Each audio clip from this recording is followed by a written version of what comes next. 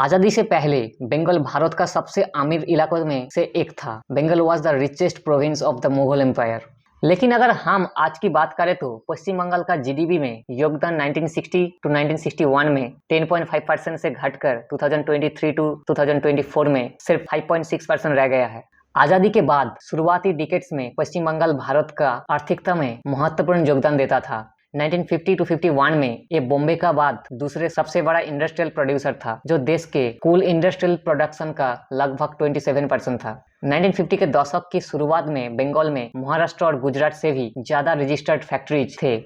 लेकिन पिछले 6 डेकेड्स में राज्यों के जीडीपी और पर कैपिटा इनकम में लगातार कमी आई है। 1960 टू 61 में राज्य की per capita income national average से 127.5% ज्यादा थी, लेकिन 2023 टू 24 तक ये घटकर सिर्फ 83.7% रह गए, जो राजस्थान और ओडिशा जैसे राज्यों से भी कम है।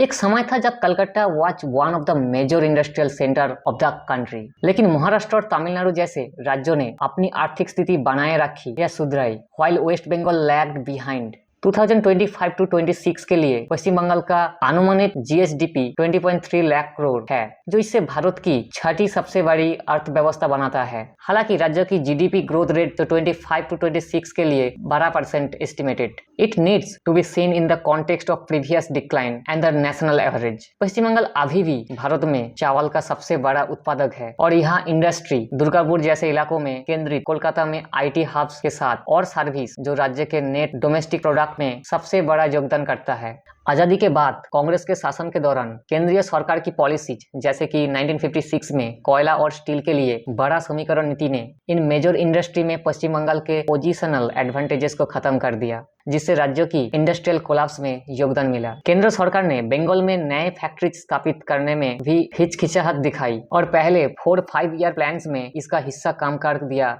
जबकि महाराष्ट्र और गुजरात का हिस्सा बढ़ा दिया। 1977 से 2011 तक 34 इयर्स तक शासन करने वाली लेफ्ट फ्रंट सरकार ने शुरू में अपनी 98 की इंडस्ट्रियल पॉलिसी में छोटे और कुटीर उद्योगों को प्राथमिकता दी और बड़े इंडस्ट्री और मल्टीनेशनल फार्म के प्रभाव को कम करने का लक्ष्य रखा। However, this policy was not very successful in improving the industrial situation.